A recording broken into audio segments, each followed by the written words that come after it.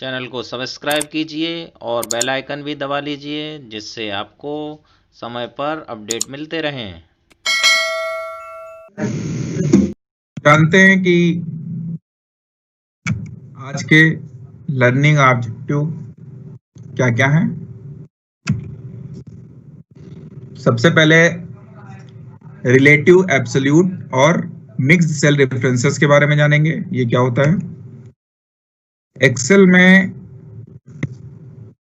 Formulas और functions देखेंगे हम लोग। वर्कशीट को हम लोग कैसे लिंक कर लेते हैं, सेल्स को कैसे मैनिपुलेट करना है, चार्ट्स पर कैसे काम करना है, सॉर्टिंग एंड फिल्टरिंग कैसे करेंगे, रिपोर्ट्स कैसे बनाएंगे और सब टोटल का यूज कैसे करेंगे, पाइवोट टेबल का यूज करेंगे और आखिरी में फिल्टर्स के बारे में जानेंगे। तो शुरुआत हम लोग करते हैं सिंपल फार्मूलाज से। जैसे हम लोग मैथमेटिक्स में फार्मूलाज का इस्तेमाल करते हैं, वो सारे फार्मूलाज एक्सेल पर भी अप्लाई होते हैं, like addition, subtraction, multiplication, division and exponent. Simply column A में 2 वैल्यूज हैं, 10 और 5। नीचे इक्वल टू का साइन लगाकर A1 प्लस A2 टाइप किया और फिर उसको इंटर मारा और आफ्टर इंटरिंग दोनों का सम हो जाता है।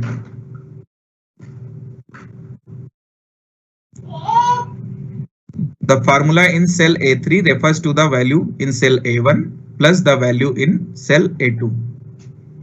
A3 की वैल्यू इक्वल टू हो जाएगी A1 प्लस A2 के। इसके पीछे होता क्या है, फार्मूला कैलकुलेट करता है और आंसर को डिस्प्ले कर देता है।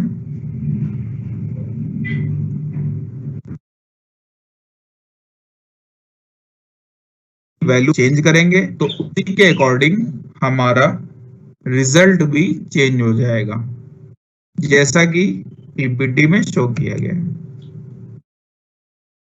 सेल रेफरेंसेस में क्या क्या है, A1 plus A2, C4 minus 3, सबका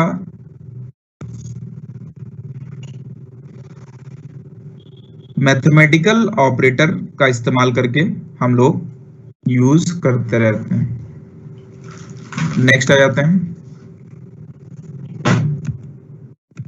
फार्मूला को क्रिएट कैसे करते हैं। सिंपली मैंने अभी बताया, इक्वल टू का साइन लगाएंगे, जो सेल रेफरेंस हमें लेना है उस पर क्लिक करेंगे,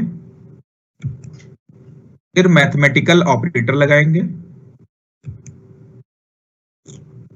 और सेकंड सेल को क्लिक करेंगे, फिर इंटर प्रेस करने पर हमारा रिजल्ट आ जाता है। वैल्यू को मॉडिफाई कैसे करेंगे, अगर हम जैसे इसमें दिया हुआ है B1 सेल को मॉडिफाई करते हैं तो उसी के रेफरेंस में वैल्यू रिकैलकुलेट हो जाती है।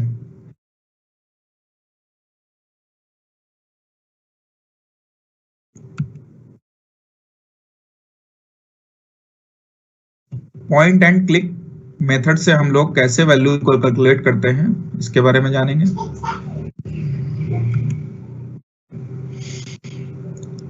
माउस की हेल्प से हम लोग सेल पर क्लिक करना कल सीख गए थे, आज उसी मेथड का इस्तेमाल हम लोग फार्मूला क्रिएट करने में करेंगे। अब यहां टोटल कॉस्ट के जस्ट नीचे सेल को क्लिक किया गया है,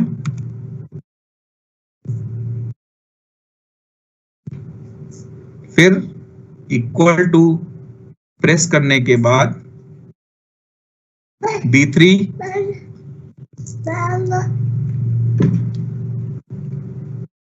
सेल को क्लिक करने के बाद मल्टीप्लिकेशन का साइन अप्लाई किया गया है और फिर हमने C3 सेल को क्लिक किया तो देखा कि हम लोगों ने पॉइंट एंड क्लिक मेथड से हमने फार्मूले को सिंपली अप्लाई कर दिया।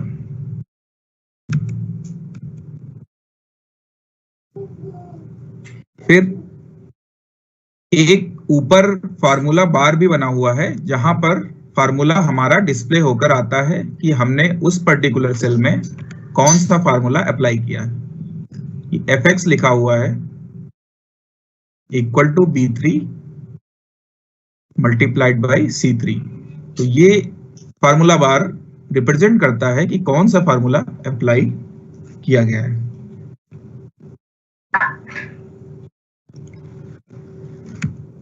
कल हम लोगों ने फिल हैंडल के बारे में जाना था। बहुत ही स्ट्रॉन्ग फंक्शनिंग है फिल हैंडल की, अपने काम को आसान और फास्ट तरीके से करने के लिए। फिल हैंडल का इस्तेमाल हम लोग फंक्शन को भी पूरे सेल में अप्लाई करने के लिए करते हैं। सिंपली होल्ड करेंगे, ड्रैग फिल हैंडल, तो वो कॉपी कर देगा फंक्शन को नीचे के सेल्स तक जहां तक हम उसको ड्रैग करके ले जाते हैं।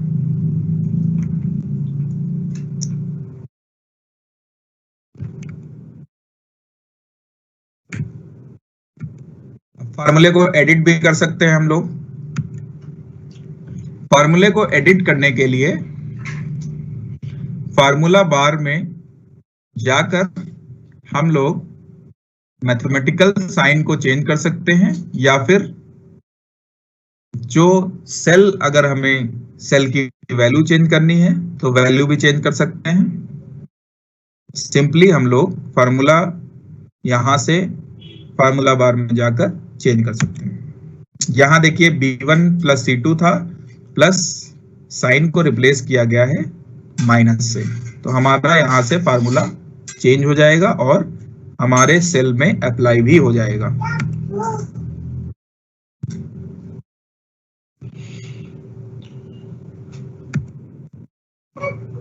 जैसा कि डायग्राम्स में आपको शो किया जा रहा है, B1 माइनस C2, फिर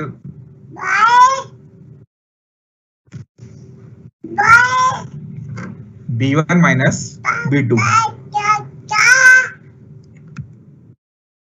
नेक्स्ट इज कॉम्प्लेक्स फार्मूलाज। अभी हम लोगों ने सिंपल फार्मूलाज देखे, अब हम लोग कॉम्प्लेक्स फार्मूलाज के बारे में जानेंगे। जैसे हम लोग मैथमेटिक्स में क्लास 1-2 में simply add, subtract, multiplication, divide सिखाते हैं। उसके बाद इन्हीं ऐड, सब्ट्रैक्ट, डिवीजन, मल्टीप्लिकेशन को मिक्स करके हम लोग कॉम्प्लेक्स फार्मूलाज क्रिएट कर लेते हैं। बेसिक ऑपरेशंस वही रहते हैं, बस ऑर्डर ऑफ ऑपरेशंस अप्लाई हो जाता है।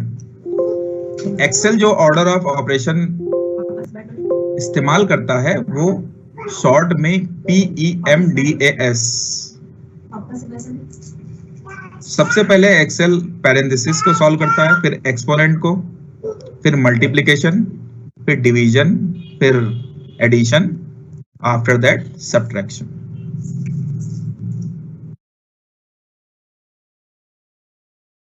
अब पैरेंथेसिस में जैसा फिगर में मेंशन है 6.-3 को सॉल्व करेगा, फिर एक्सपोनेंट को, आफ्टर दैट मल्टीप्लिकेशन, डिवीजन,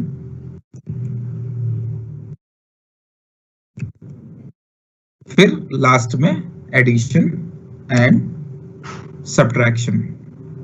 तो इस तरह कॉम्प्लेक्स फार्मूला एक्सेल में हम लोग यूज करते हैं। क्रिएट कैसे करेंगे? जैसे अभी हम लोगों ने सिंपल फार्मूला क्रिएट किया था, उसी तरह हम लोग कॉम्प्लेक्स फार्मूला भी क्रिएट कर सकते हैं। कॉम्प्लेक्स फार्मूला क्रिएट करने के लिए इक्वल टू का साइन, फिर पैरेंथेसिस स्टार्ट किया है, फिर सेल सेलेक्ट किया है, फिर मल्टीप्लिकेशन का साइन, और जो भी वैल्यू हमें पुट करनी है वो टाइप करके हम लोग इंटर प्रेस कर देते हैं, तो हमारा रिजल्ट आ जाता है। और फार्मूला बार में भी वो पर्टिकुलर कॉम्प्लेक्स फार्मूला डिस्प्ले हो जाता है।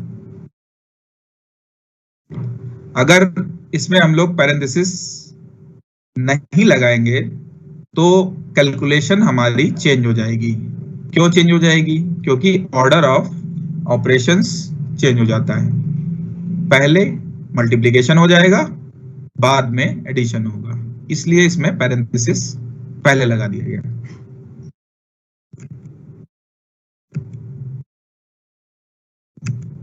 कैसे क्रिएट करेंगे हम ये भी जान लेंगे। इक्वल टू का साइन लगाएंगे। अब जैसे मल्टीप्लिकेशन का फार्मूला हमें बनाना है तो equal to B2 multiplied by C2 plus B3 multiplied by C3।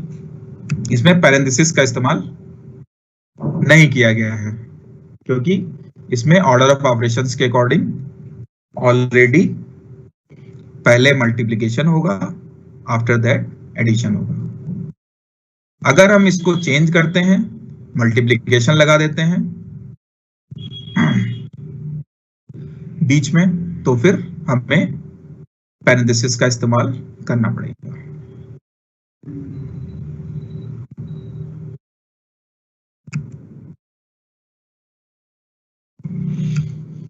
बहुत ही इंपॉर्टेंट एक्सेल का फीचर है relative and absolute cell references. हम लोग अभी तक रिलेटिव सेल रेफरेंस का ही प्रयोग कर रहे हैं, जिससे हम लोगों की कैलकुलेशन फंक्शंस की हेल्प से हो रही है। सिंपल फार्मूला जो हम लोग अप्लाई करते हैं उसको रिलेटिव सेल रेफरेंस बोलते हैं। अब डी, कॉलम डी में सेल D2 की वैल्यू रिलेटिव है cell B2 multiplied by C2 के।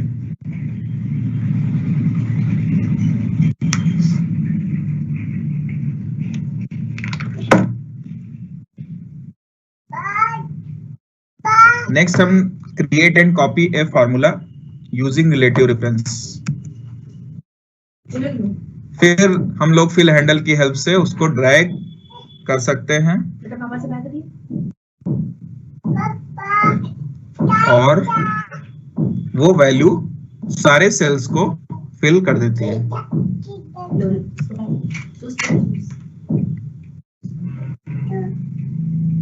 अब इसमें देखिए cell references in row 8 are relative to row 8, यानी कि B2 और C2, B8 और C8 सेल्स की हेल्प से हम लोगों ने D8 की वैल्यू कैलकुलेट कर ली है। मैथमेटिक्स में भी रिलेटिव फंक्शंस का इस्तेमाल किया जाता है, सिमिलरली यहाँ पर भी वो चीज अप्लाई होती है। अब आ जाते हैं एब्सोल्यूट रेफरेंसेस। एब्सोल्यूट रेफरेंसेस का प्रयोग हम लोग बहुत ही कम करते हैं, लेकिन जब डेटा हायर कैलकुलेशन में जाता है तो इसका इस्तेमाल बहुत ही आसान और उपयोगी साबित होता है। अगर हम लोग $A $2 टाइप करते हैं तो इसका मतलब है कि the column and the row do not change when copied. अभी हम लोग रिलेटिव रेफरेंस में सिंपली A2 यूज करते हैं। इसका मतलब कॉलम A और कॉलम ए और रो 2 जहां इंटरसेक्शन करते हैं उस सेल की वैल्यू चेंज नहीं होगी अगर हम लोग उसके पहले डॉलर प्रीफिक्स कर देते हैं।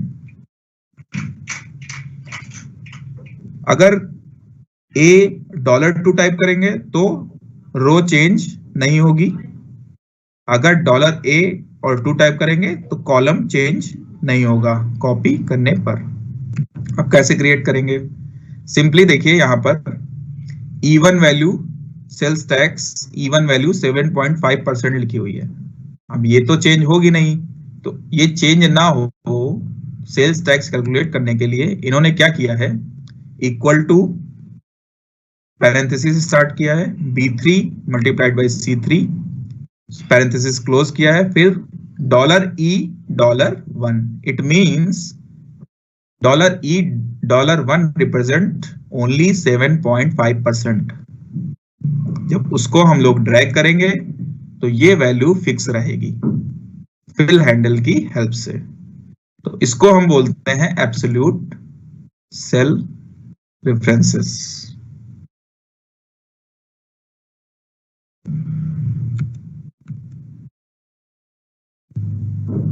कहीं भी हम क्लिक करके चेक कर सकते हैं, वैल्यू 7.5% ही आएगी।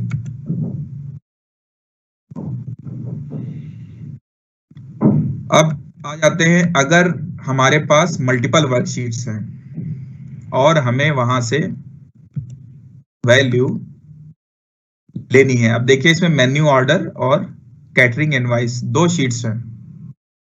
बॉटम अगर हम लोग व्यू लेंगे इसका तो मेन्यू ऑर्डर और कैटरिंग इनवॉइस 2 शीट्स हमारे पास अवेलेबल हैं। अब हम कैटरिंग इनवॉइस में मेन्यू ऑर्डर की वैल्यू को इनपुट कराने के लिए क्या करेंगे, सिंपली इक्वल टू का साइन प्रेस करेंगे, सिंगल इन्वर्टेड कोट्स में मेन्यू ऑर्डर टाइप करेंगे, ठीक वैसे ही टाइप करेंगे जैसा कि हमारी शीट्स का नेम है, फिर सिंगल कोट क्लोज करेंगे, फिर एक्सक्लेमेशन मार्क लगाएंगे और उस सेल की वैल्यू लेंगे E14। यहां पर देखिए फार्मूला बार में मेंशन है।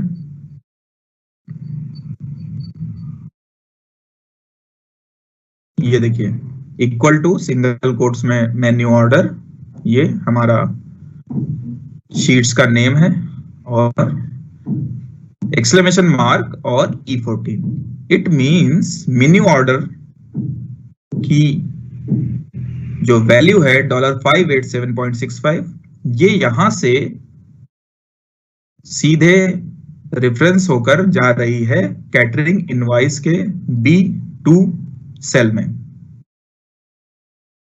वहां पर इसको यूज कर लिया गया है।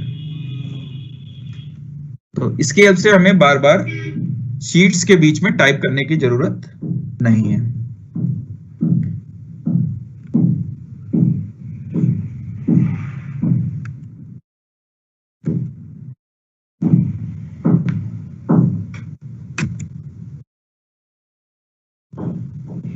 अगर हम इसमें कुछ चेंज करते हैं तो वो इनकरेक्ट हो जाएगा और #REF एक्सक्लेमेशन मार्क लिख के आएगा, एरर आ जाएगी फार्मूला बार में।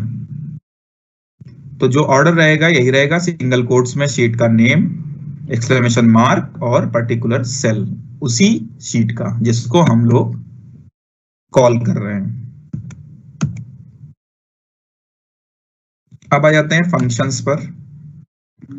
फंक्शन जैसे मैथमेटिक्स में पढ़ाया जाता है, प्रीडिफाइंड फार्मूला होता है और उसके फंक्शंस में हम लोग sum, average, count, maximum value, minimum value calculate कर सकते हैं रेंज ऑफ सेल के लिए। अब सेल फंक्शन के पार्ट होते हैं, इक्वल टू का साइन होता है, फंक्शन का नेम होता है, फिर argument. Argument means cell range, किस सेल रेंज पर हम लोग फंक्शन को अप्लाई कर रहे हैं।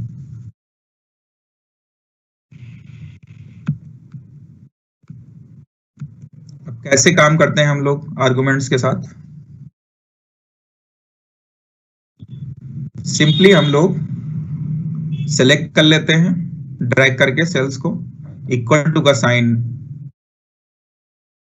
प्रेस करने के बाद हम लोग फंक्शन का नाम नेम टाइप करते हैं और ब्रैकेट में सेल रेंज सेलेक्ट कर लेते हैं। फिर प्रेस करने पर, इंटर प्रेस करने पर हमारे पास रिजल्ट आ जाता है।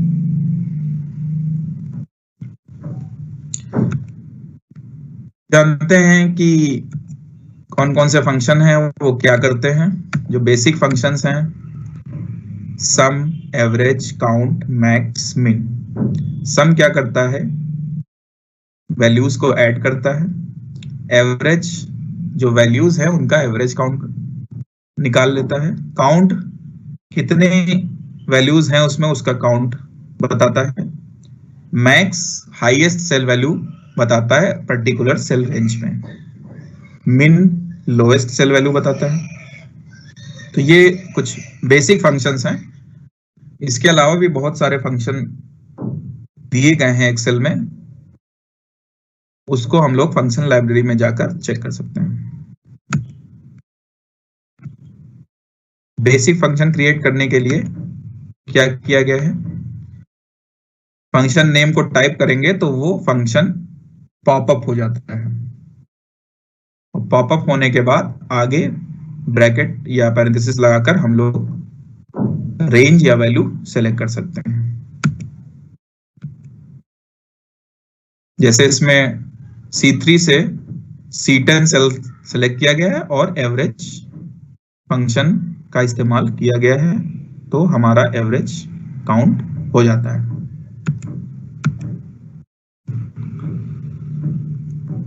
अब हम लोग अगर टैब में जाकर देखेंगे तो एक ऑटो सम का ऑप्शन दिया हुआ है। तो हम लोग सिंपली सेलेक्ट करते हैं सेल और ऑटो सम पर अगर क्लिक कर दें तो वहां से हम लोग सम कैलकुलेट कर सकते हैं, एवरेज कैलकुलेट कर सकते हैं, काउंट नंबर कर सकते हैं, मैक्स मिन कैलकुलेट कर सकते हैं। मोर फंक्शन में जाकर और फंक्शन के ऑप्शन आ जाते हैं। तो यहां से हम लोग क्लिक करके भी वैल्यू कैलकुलेट कर सकते हैं, हमें फंक्शन टाइप करने की आवश्यकता नहीं है।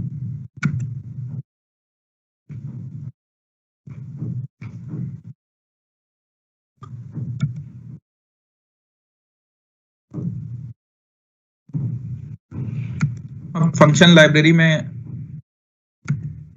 इस कैटेगरी के फंक्शंस हैं, इंसर्ट फंक्शन है, ऑटो सम कमांड है,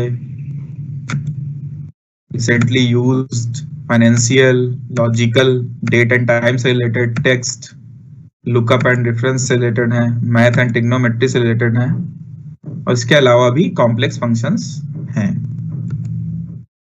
ये हम लोग फार्मूला बार में जाएंगे, जब फार्मूला टाइप को क्लिक करेंगे तो ये सारे फंक्शंस विजिबल होते हैं और डेटा पर हम इनको अप्लाई कर सकते हैं। कैसे इंसर्ट करेंगे,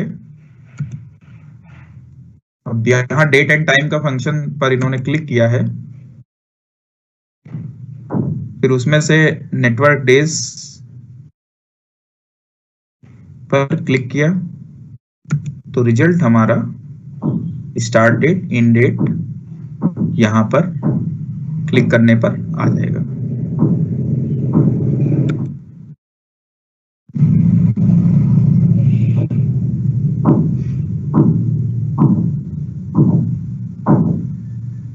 नेटवर्क डेज जो इन्होंने B3 और C3 के बीच में कैलकुलेट किया है वो 4 आएगा। उसको ड्रैग करेंगे तो सारा नीचे तक कैलकुलेशन हो जाता है फिल हैंडल की हेल्प से। फंक्शन कमांड को कैसे इंसर्ट करेंगे, इंसर्ट फंक्शन पर क्लिक करेंगे और सिंपली हमारी फंक्शन कमांड इंटर हो जाएगी, जैसे कि आप लोगों को फिगर में शो हो रहा है।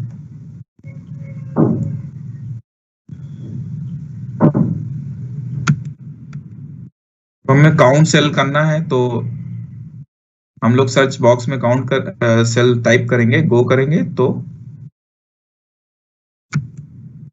हमें काउंट फंक्शन आ जाएगा हाईलाइट होके, और उस पर क्लिक करेंगे तो अप्लाई हो जाएगा।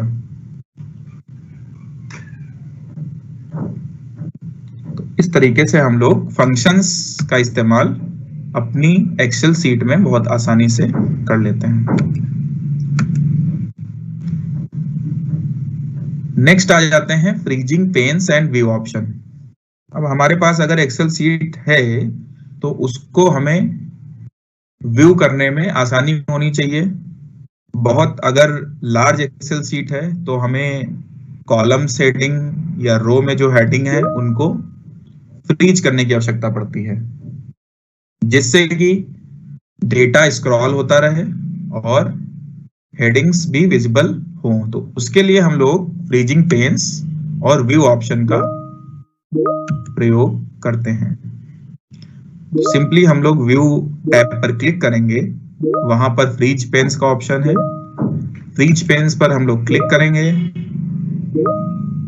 तो जो सेलेक्ट किया है हमने सेल रो वो फ्रीज हो जाएगी, या जो कॉलम वो फ्रीज हो जाएगा। दो ऑप्शन और हैं, फ्रीज टॉप रो और फ्रीज फर्स्ट कॉलम। तो यहाँ पर इन्होंने 1 और 2 रो को सिलेक्ट किया है तो वो फ्रीज हो गई।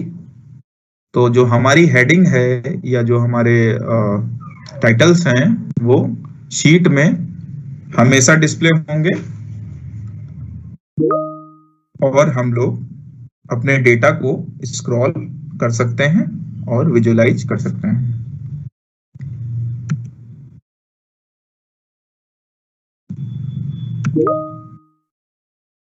कॉलम को कैसे फ्रीज करते हैं? सिंपली क्लिक करेंगे कॉलम पर, यहाँ बी कॉलम को क्लिक किया गया, व्यू में गए, फ्रीज पेन्स पर क्लिक किया, बी कॉलम हमारा फ्रीज हो गया। अब हम इसको अगर हॉरिजॉन्टली मूव करते हैं शीट को तो वो कॉलम फ्रीज रहेगा और डेटा स्क्रॉल होता रहेगा हॉरिजॉन्टली।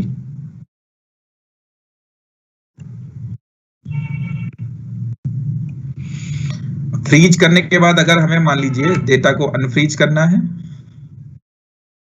तो फिर से हम लोग फ्रीज पेन्स पर क्लिक करते हैं, तो उसमें इस बार ऑप्शन चेंज हो जाएगा। जहां फ्रीज पेन्स लिखा था वहां पर अनफ्रीज पेन्स लिखकर आएगा और हमारा कॉलम या रो जिसको हमने फ्रीज किया था वो अनफ्रीज हो जाएगा।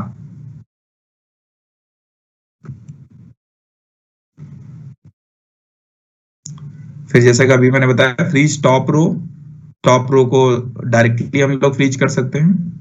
इसमें ऑप्शन डायरेक्ट ऑप्शन दिया है, जनरली टॉप रो को ही हम लोग हेडिंग बनाते हैं तो डायरेक्ट ऑप्शन भी इसमें दिया हुआ है।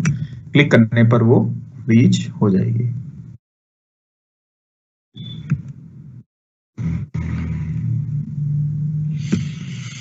अब आ जाते हैं अदर व्यू ऑप्शंस कौन कौन से हैं अपने डेटा को विजुलाइज करने के लिए। होता क्या है कि वर्कबुक में हमारी बहुत सारा कंटेंट होता है, तो हमारे पास ऑप्शंस हैं उस कंटेंट को देखने के लिए। हम न्यू विंडो क्रिएट कर सकते हैं या अपनी वर्कशीट को स्प्लिट भी कर सकते हैं।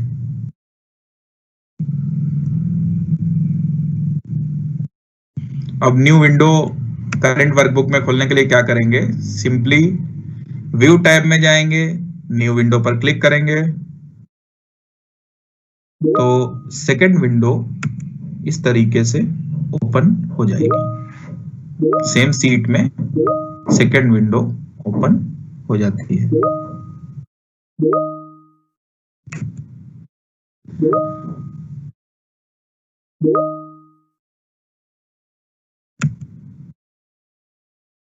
इसके बाद अगर हम लोग अरेंज करना चाहते हैं तो अरेंज ऑल का ऑप्शन हमारे पास है, उस पर क्लिक करेंगे तो हमारी विंडो फिर से अरेंज हो जाती है।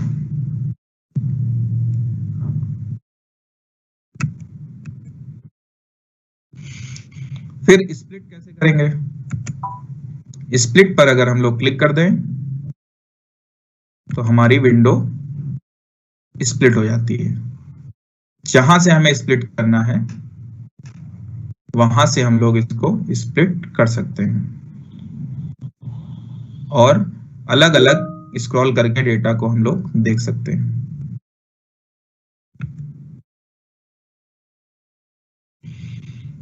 अब आ जाते हैं हम लोग सॉर्टिंग ऑफ डेटा। सॉर्टिंग हम लोग अपनी लाइफ में हमेशा करते रहते हैं। इसी तरह एक्सेल में भी जो डेटा है उसकी सॉर्टिंग बहुत जरूरी है। जैसे आप सभी का डेटा मिक्स डेटा आया था, अलग अलग डिस्ट्रिक्ट से लोगों ने अप्लाई किया था, उसको हम लोगों ने सॉर्ट करके अलग अलग ग्रुप्स में डिवाइड किया था। सॉर्टिंग बहुत ही पावरफुल फीचर है जिसके बिना हम लोग कोई भी कार्य आसानी से नहीं कर सकते हैं। सॉर्ट करना जरूरी है। तो ऐसे ही एक्सेल में भी सॉर्टिंग अप्लाई होती है। सॉर्टिंग की हेल्प से हम लोग अपनी वर्कशीट को ऑर्गेनाइज कर सकते हैं। लिस्ट ऑफ इंफॉर्मेशन को लाइक लास्ट नेम या अल्फाबेटिकली, न्यूमेरिकली, किसी भी तरीके से हम लोग सॉर्ट कर सकते हैं।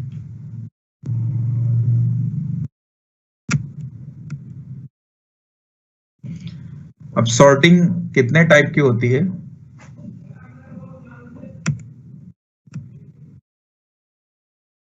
शीट को सॉर्ट करने के लिए सिंपली शीट को सिलेक्ट करेंगे और उसको रेंज से सॉर्ट रेंज सेलेक्ट करके सॉर्ट कर सकते हैं हम लोग।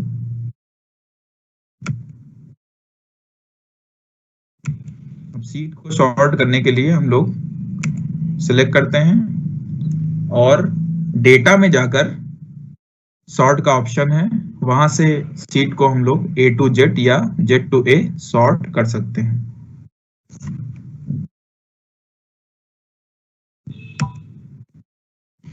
यहां पर जैसे ही हमने A to Z क्लिक किया, कॉलम C में जितना भी डेटा था वो A to Z dictionary pattern में अरेंज हो गया। रेंज को सॉर्ट करने के लिए हम लोग रेंज सिलेक्ट कर लेते हैं। यहां पर A और B को सिलेक्ट किया गया है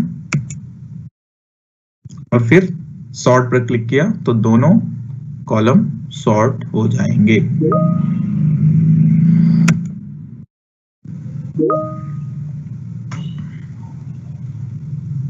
इसके बाद हम लोग कस्टम सॉर्टिंग भी कर सकते हैं। कस्टम सॉर्टिंग के लिए हम लोग सॉर्ट पर क्लिक करेंगे तो उसमें ऑप्शन आएगा, कॉलम सेलेक्ट करके उसमें हम लोग प्रेफरेंस लगा सकते हैं, डेट से सॉर्ट करना है या ऑर्डर से सॉर्ट करना है, वैल्यू को स्मॉलेस्ट टू लार्जेस्ट करना है या लार्जेस्ट टू स्मॉलेस्ट करना है। मिक्स सॉर्टिंग के लिए कस्टम सॉर्ट का इस्तेमाल हम लोग करते हैं।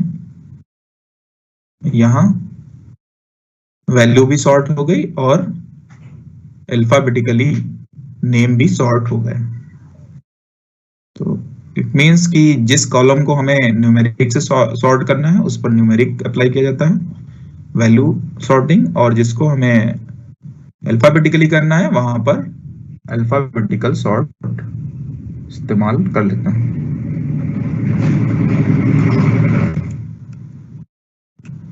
कस्टम सॉर्टिंग में सेलेक्ट करके हम लोग सॉर्ट पर क्लिक करेंगे।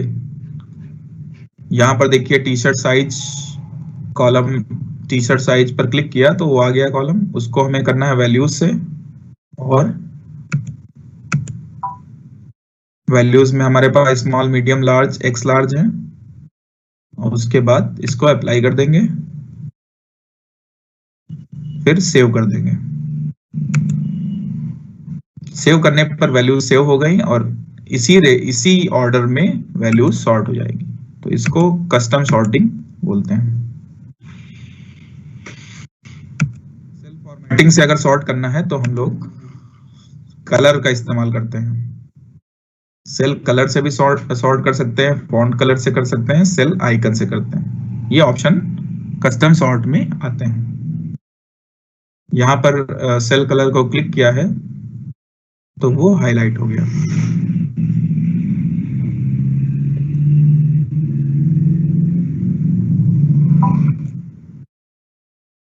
कलर हमें चूज करना होता है, रेड यहाँ पे चूज किया गया है और रेड हो गया जिस भी हमने ऑप्शन को सिलेक्ट किया है। सॉर्टिंग टेबल क्या होता है? मल्टीपल लेवल से हम लोग सॉर्टिंग कर सकते हैं। यहाँ पर फिर से सॉर्ट पर क्लिक करेंगे, लेवल ऐड कर लेंगे। लेवल ऐड करने पर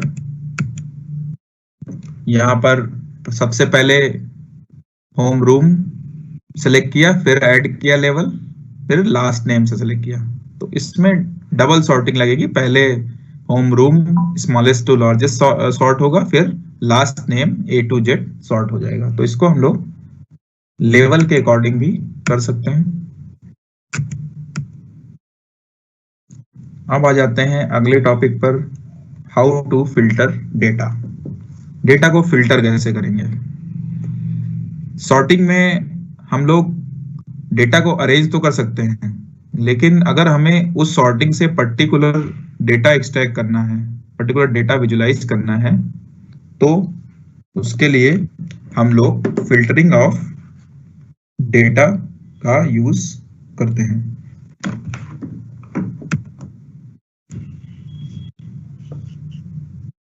अगर हमारे पास बहुत सारा कंटेंट है तो फिल्टर क्या करता है, उसको नैरो डाउन कर देता है और उस इंफॉर्मेशन को डिस्प्ले करेगा जो रियली हमें नीड है। फिल्टर है डेटा। डेटा को फिल्टर करने के लिए क्या करेंगे? सिंपली हम लोग जो हेडिंग्स होती हैं हमारी शीट में, उस हेडिंग्स को ड्रैग करके सिलेक्ट कर लेंगे, फिर डेटा में ही डेटा टैब में जाकर फिल्टर पर क्लिक करेंगे। हमारा फिल्टर अप्लाई हो जाएगा।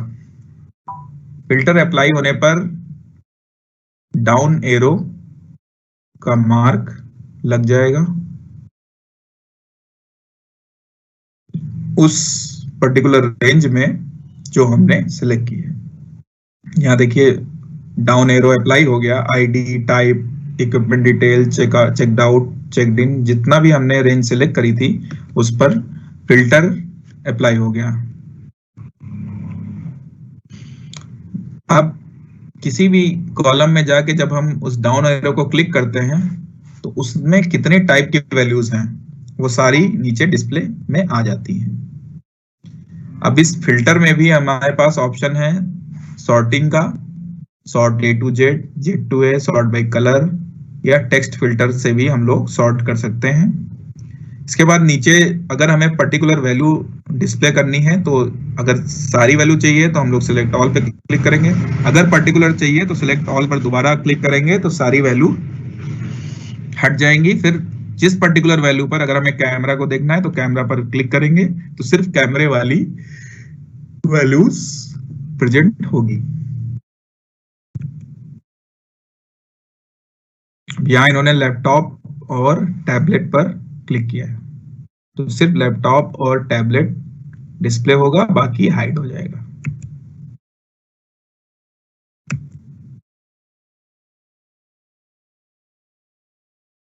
अब हमें अगर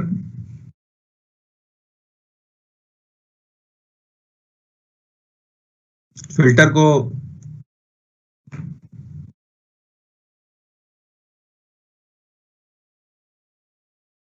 फिर से जो है हटाना है तो हम दोबारा फिल्टर पर क्लिक कर सकते हैं, या किसी पर्टिकुलर उस पे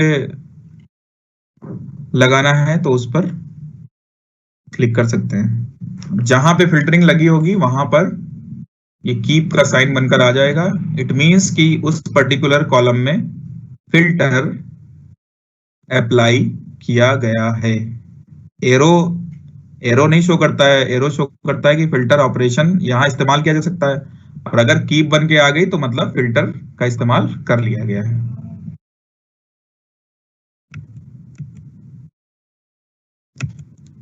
मल्टीपल फिल्टर के लिए क्या करेंगे?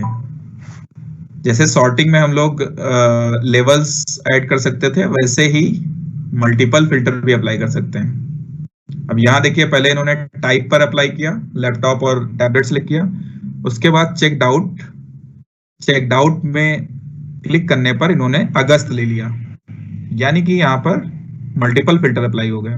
पहले टाइप पर अप्लाई हुआ, उसके बाद चेकड आउट पर अप्लाई हुआ, तो दोनों में की बनकर आ गई। इसका मतलब टाइप और चेकड आउट दोनों में फिल्टर हमारा अप्लाई हुआ है।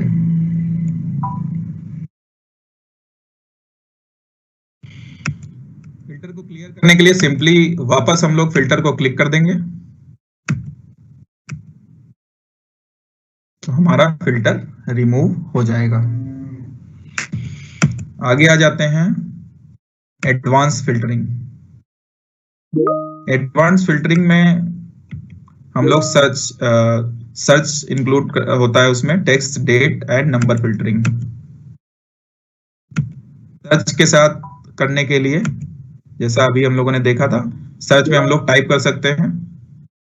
अगर बहुत लंबी लिस्ट है तो सर्च में पर्टिकुलर नेम को हम लोग टाइप करेंगे तो वो नेम आ जाता है और उसको ओके कर देंगे, सिर्फ वही आइटम शो होता है। एडवांस टेक्स्ट फिल्टरिंग में हम लोग टेक्स्ट फिल्टर पर क्लिक करेंगे, उसमें equals, does not equal, begin with, and with, contains, does not contain, custom filter, ये सारे ऑप्शन आते हैं। अगर हम इन ऑप्शंस पर क्लिक करेंगे, जैसे यहाँ पर डज नॉट कंटेन पर क्लिक किया गया है, तो डज नॉट कंटेन बाद में लिखा है केस, तो जब इसको अप्लाई करेंगे तो जिसमें जिसमें केस वैल्यू नहीं है वही वैल्यू फिल्टर होकर आई है।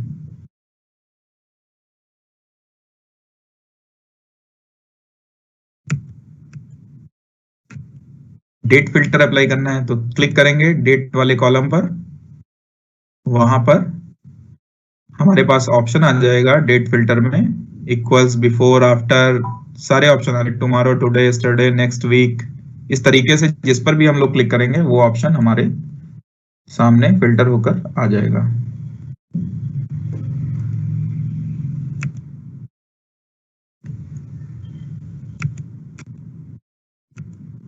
एडवांस नंबर फिल्टर में कुछ फंक्शनिंग बढ़ जाती है, between, top 10, above average, below average, ये सब ऑप्शन हम लोग नंबर फिल्टर पर जब क्लिक करेंगे जिसमें नंबरिंग है तो उसमें आ जाएगा। यहाँ इन्होंने ग्रेटर देन 3000 और इक्वल टू लिया है, उसके बाद लेस देन इक्वल टू 4000, मतलब 3000 से 4000 के बीच की रेंज की वैल्यूज केवल फिल्टर होकर हमारे सामने आ जाएंगी। अब आते हैं ग्रुप्स एंड सब टोटल पर। डेटा की हम लोग ग्रुपिंग भी कर सकते हैं ग्रुप्स एंड सब टोटल्स की हेल्प से। अब रो या कॉलम को हमें अगर ग्रुप करना है तो उसको हम लोग सिलेक्ट करेंगे, फिर से डेटा में जाएंगे, ग्रुप पर क्लिक करेंगे, वो पर्टिकुलर कॉलम हमारे ग्रुप हो जाएगा और उसमें एक रेंज बन के आ जाएगी, जैसा 1 और 2 बन के आ रहा है। ग्रुप को शो और हाइड करने के लिए क्या करेंगे, अगर हम लोग माइनस पर क्लिक करेंगे तो ग्रुप हमारा हाइड हो जाएगा और प्लस पर करेंगे तो शो हो जाएगा। मींस कि अगर हमें ये वैल्यूज नहीं देखनी है तो उसको हम ग्रुप करके हाइड कर सकते हैं। अब इसी ग्रुप पर हम लोग सब टोटल की हेल्प से छोटे छोटे ग्रुप्स का फंक्शनिंग यूज कर सकते हैं। सम, काउंट, एवरेज, ये सब हम लोग सब टोटल निकाल सकते हैं एक ग्रुप के डेटा में। अब सब टोटल कैसे क्रिएट करेंगे, यहाँ पर हम लोग जाएंगे डेटा में, सब टोटल पर क्लिक करेंगे, फिर वहां हमें सिलेक्ट करना होगा। अब यहाँ इन्होंने टी शर्ट साइज लिया है, जब सब टोटल कर देंगे तो इस तरीके से डिस्प्ले आ जाएगा, स्मॉल काउंट, मीडियम काउंट, और वो काउंट करके दे देगा।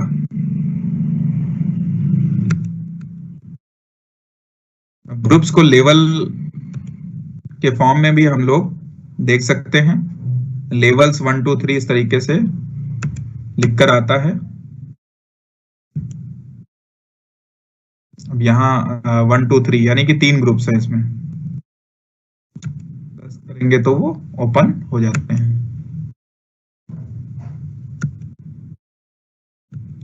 सब टोटल को रिमूव करने के लिए सिंपली हम लोग फिर से डेटा में जाएंगे और सब टोटल पर क्लिक करेंगे, सब टोटल रिमूव हो जाएगा।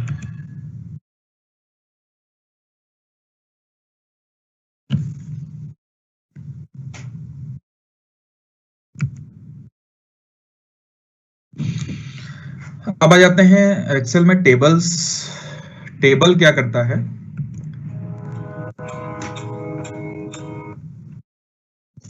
टेबल हमारे लुक एंड फील को और डेटा को ऑर्गेनाइज करने में बहुत ही हेल्प करता है।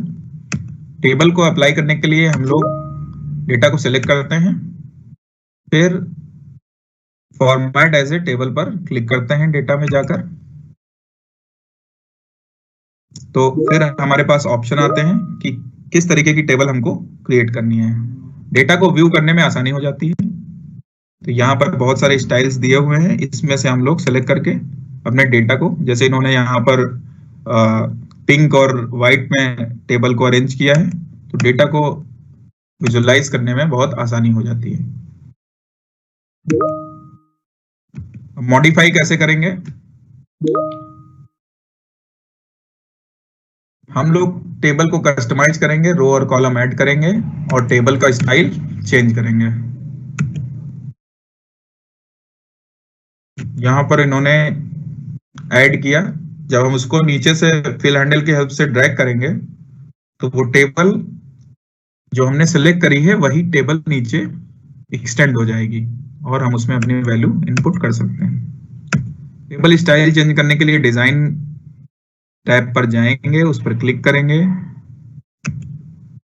वहां से हम लोग टेबल के स्टाइल या ये कहें कि कलरिंग चेंज कर सकते हैं। ये सारे ऑप्शन ओपन होके आएंगे जब हम अपनी एक्सेल में डिजाइन टैब को क्लिक करेंगे।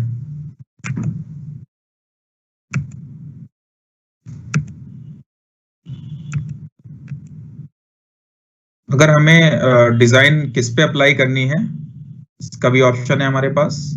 हेडर रो में करनी, टोटल रो में करनी है, बैंडेड रो में करनी है। ये टेबल स्टाइल को मॉडिफाई करने का एडवांस फंक्शन है। तरीके से हमने मॉडिफाई कर लिया अपनी टेबल को। टेबल को रिमूव करने के लिए हम लोग सिंपली कन्वर्ट टू रेंज पर क्लिक करेंगे डिजाइन में जाकर, तो वापस हमारी टेबल सिंपल फॉर्मेट में डिस्प्ले हो जाएगी। टेबल के बाद हम लोग देखेंगे चार्ट्स क्या होते हैं। अब डेटा को कभी कभी डेटा को चार्ट्स की हेल्प से डिस्प्ले करने में बहुत आसानी हो जाती है। जैसे अभी कोविड का डेटा कंट्री वाइज या स्टेट वाइज, डिस्ट्रिक्ट वाइज आता था, तो चार्ट की हेल्प से देखने में टाइम भी कम लगता है और डेटा को एनालाइज करने में भी आसान होता है। तो चार्ट्स की हेल्प से हम लोग ग्राफिकली देख सकते हैं, कंपैरिजन कर सकते हैं, ट्रेंड को विजुलाइज कर सकते हैं। अब चार्ट्स कितने टाइप के होते हैं ये देखिए। सबसे पहले हम लोग चार्ट्स में देखते हैं कि कॉलम के फॉर्म में चार्ट्स होते हैं, लाइन के फॉर्म में देख सकते हैं डेटा को, पाई चार्ट के फॉर्म में देख सकते हैं, बार भी बना सकते हैं, सरफेस एरिया के फॉर्म में भी डिस्प्ले होता है, एरिया के फॉर्म में भी होता है। तो ये टाइप्स ऑफ चार्ट हैं। हम डेटा को सिलेक्ट करेंगे और उसको इस फॉर्मेट में भी डिस्प्ले करा सकते हैं। चार्ट को इंसर्ट कैसे करें? सिंपली डेटा को हमने सेलेक्ट किया, इंसर्ट में गए और वहां से बार पर क्लिक किया तो हमारा डेटा चार्ट्स के किस टाइप में हमें देखना है, 2D में देखना है या 3D में देखना है, वो सिलेक्ट करना होगा और डेटा हमारा इस तरीके से डिस्प्ले हो जाएगा।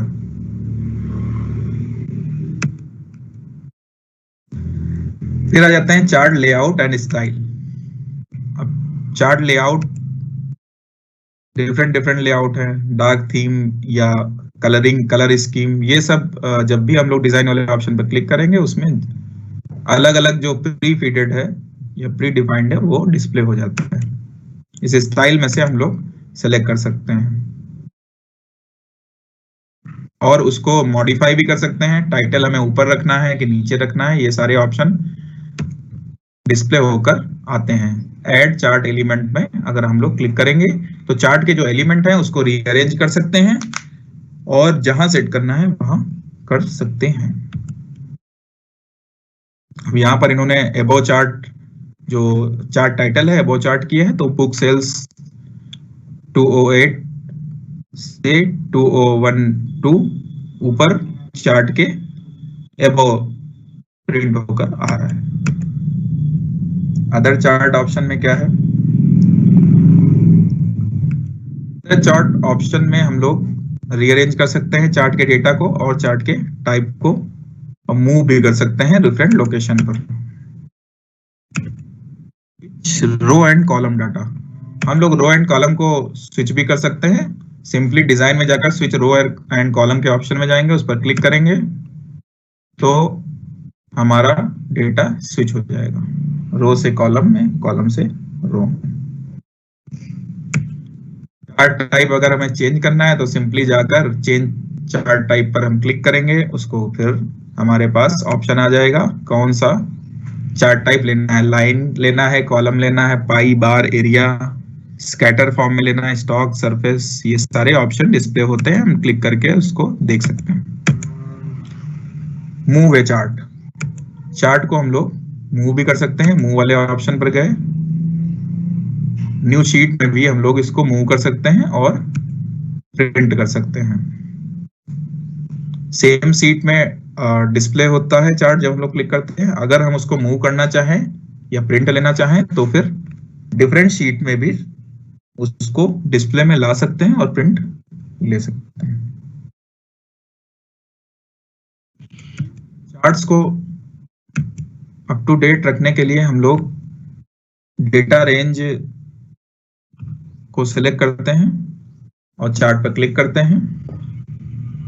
ड्रैग हैंडल की हेल्प से हम लोग लोअर राइट कॉर्नर पर उसको सेट कर सकते हैं। यहाँ पर इन्होंने सिलेक्ट किया और उसको सेट कर लिया। अब नेक्स्ट फीचर आ जाता है, डेटा को विजुलाइज करने के लिए कंडीशनल फॉर्मेटिंग का भी इस्तेमाल किया जाता है। कंडीशनल फॉर्मेटिंग की हेल्प से हम लोग पैटर्न्स और ट्रेंड्स को जानते हैं। जब हम अपने डेटा में कंडीशनल फॉर्मेटिंग अप्लाई करेंगे तो ट्रेंड्स और डेटा कहाँ जा रहा है, कहाँ ज्यादा वैल्यू है, कहाँ कम वैल्यू है, उसको हाईलाइट कर सकते हैं कंडीशनल फॉर्मेटिंग की हेल्प से। कंडीशनल फॉर्मेटिंग के लिए सिंपली फिर से हम लोग सेल को सिलेक्ट करेंगे, कंडीशनल फॉर्मेटिंग पर क्लिक करेंगे, वहां से हाईलाइट सेल रूल पर क्लिक करेंगे, ग्रेटर देन या लेस देन, ये सारे ऑप्शन डिस्प्ले हो जाते हैं। और कंडीशनल फॉर्मेटिंग अप्लाई करने पर वो चीजें हाईलाइट हो जाती है। जहां यहाँ इन्होंने green fill with dark green text, तो ग्रीन फिल हो गई वो पर्टिकुलर वैल्यूज जिस रेंज को हमने सेलेक्ट किया है। अलग अलग कंडीशनल फॉर्मेटिंग लगाकर हम लोग वो वैल्यूज देख सकते हैं। जैसे यहाँ सेल्स पर्सन को देखा गया है कि किसने उस पर्टिकुलर रेंज में काम किया है, उसको अवॉर्ड किया जा सकता है। रिमूव करने के लिए सिंपली हम लोग क्लियर रूल्स पर क्लिक करेंगे, कंडीशनल फॉर्मेटिंग हमारी रिमूव हो जाएगी। अब कंडीशनल फॉर्मेटिंग को प्रीसेट भी कर सकते हैं हॉरिजॉन्टल बार या इसकी हेल्प से। अलग अलग डिजाइन एलिमेंट हैं जो हम लोग कंडीशनल फॉर्मेटिंग में इस्तेमाल करते हैं लुक एंड फील के लिए। इसमें कलर स्केलिंग होती है, ग्रीन, येलो, रेड की कलर स्केलिंग है। इसमें green means high value, yellow means average value, red means lower value. अब डेटा को सिलेक्ट किया, अगर हम कलर स्केलिंग चूज करते हैं तो जो डेटा रेड में शो होगा वो लोअर होगा, तो ग्रीन में होगा वो डार्क ग्रीन में वो हाई होगा, और लाइट ग्रीन में उससे जस्ट उससे बेलो होगा, और जो एवरेज होगा वो येलो में होगा। तो ये कलर स्केल है। आइकन सेट का इस्तेमाल कर सकते हैं, एरोज का डाउन एरो, और जो मीडियम वैल्यूज हैं वो उसमें लेफ्ट साइड एरो। अगर ग्रीन में अप है स्टॉक मार्केट में, इन एरोज का इस्तेमाल किया जाता है, वही एरोज यहाँ हमारे एक्सेल में भी डेटा पर अप्लाई होती हैं कंडीशनल फॉर्मेटिंग में। प्रीसेट कंडीशनल फॉर्मेटिंग में हमारे पास ऑप्शन ऑलरेडी है कलर स्केल के, उस पर जाके सिंपली क्लिक करेंगे तो ये अप्लाई हो जाती है। अब आ जाते हैं पाइवोट टेबल। पाइवोट टेबल क्या होती है?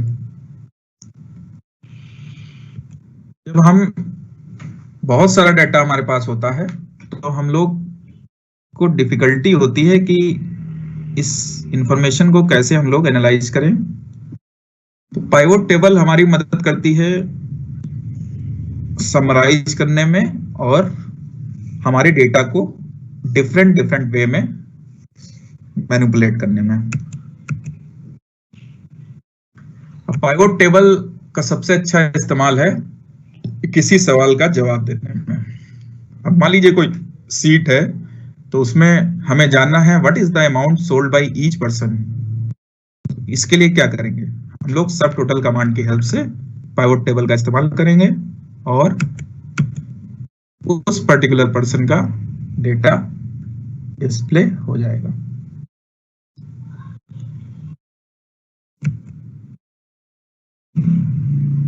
पाइवोट टेबल डेटा को इंस्टेंटली कैलकुलेट करता है और समराइज करता है, जो कि इजी टू रीड होता है, मैनिपुलेट करने में भी आसानी हो जाती है।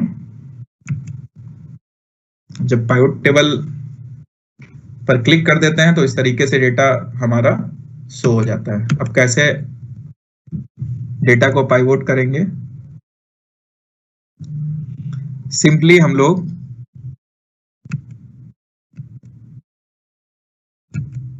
डेटा को सिलेक्ट करेंगे, फिर पाइवोट टेबल के ऑप्शन पे जाएंगे जो कि इंसर्ट टैब में होता है और पाइवोट टेबल को क्लिक कर देंगे।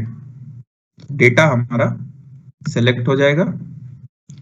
फिर उसमें टेबल और रेंज सिलेक्ट करने का ऑप्शन आएगा, वहां पर हमने टेबल 1 वो सिलेक्ट हो गई है।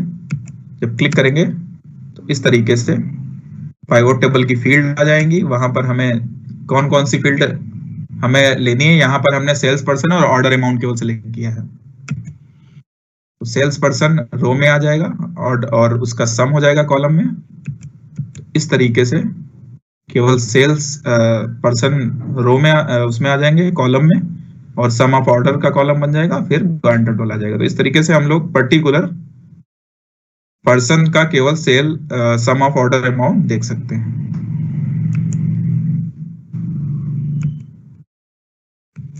डेटा को पाइवोटिंग करनी है, चेंज द रो। तो रो में हम लोग ऑप्शन आता है, अगर हमें मंथ डालना है तो रो में हम मंथ डाल सकते हैं, तो वहां पर मंथ आ जाएगा, मंथ वाइज आ जाएगा कि जनवरी फरवरी मार्च में कितने मंथ का ऑर्डर, कितने अमाउंट का ऑर्डर लगा। तो वो भी हम लोग पाइवोट टेबल की हेल्प से देख सकते हैं। स्विच कर सकते हैं रोज की वैल्यूज को और कॉलम की वैल्यूज को। पाइवोटिंग का जो हमारे बिलिंग में बहुत इस्तेमाल किया जाता है, जैसे बहुत सारा डेटा है अलग अलग बैंक्स का, तो पाइवोट टेबल की हेल्प से हम लोग बैंक वाइज अमाउंट निकालकर उस बैंक को भेज सकते हैं। पाइवोट टेबल का इस्तेमाल बिलिंग अमाउंट में बहुत ज्यादा किया जाता है।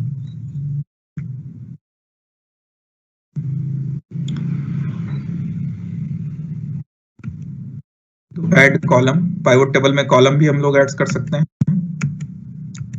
फिर आ जाते हैं फिर से फिल्टर। अब हम पाइवोट टेबल के अंदर भी फिल्टर का इस्तेमाल कर सकते हैं अपने डेटा को नैरो डाउन, यानी कि और ज्यादा एग्जैक्ट बनाने के लिए। ऐड करने के लिए उसमें फिल्टर का ऑप्शन है, वहां जैसे अभी हमने बताया कि सेल्स पर्सन की जगह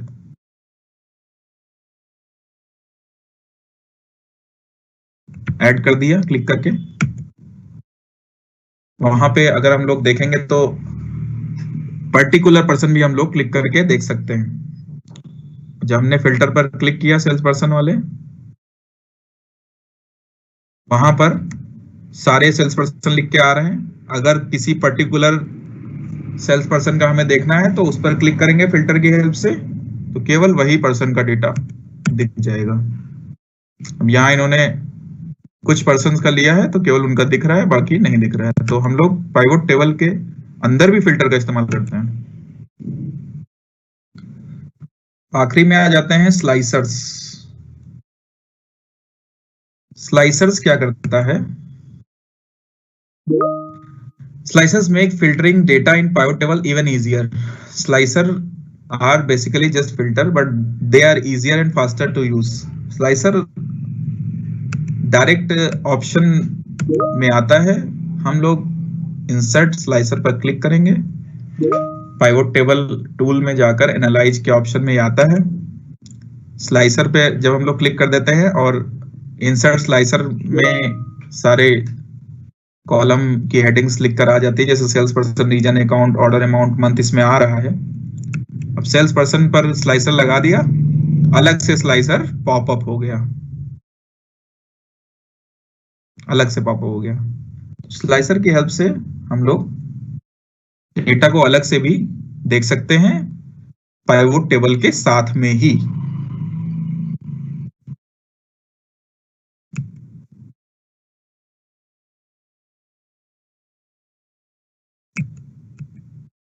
पाइवोट चार्ट, जैसे हम लोग नॉर्मल चार्ट देखते हैं, वैसे ही पाइवोट डेटा को भी हम लोग पाइवोटेड डेटा को भी चार्ट्स में कन्वर्ट कर सकते हैं। ये रेगुलर चार्ट की तरह होते हैं, लेकिन ये डेटा को जो डिस्प्ले करते हैं वो पाइवोट टेबल का करते हैं। इसमें भी हमारे पास ऑप्शन है कॉलम, बार एक्सेट्रा को सिलेक्ट करने का।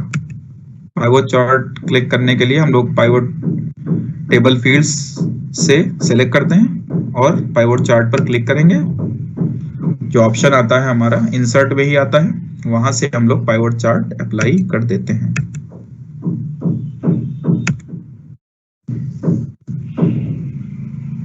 यहाँ पर इन्होंने पाइवोट चार्ट, पाइवोट पहले डेटा को पाइवोट टेबल से पाइवोट किया है, फिर एक स्लाइसर लगाया सेल्स पर्सन का, उसके बाद पाइवोट चार्ट भी यहाँ पर डिस्प्ले किया है।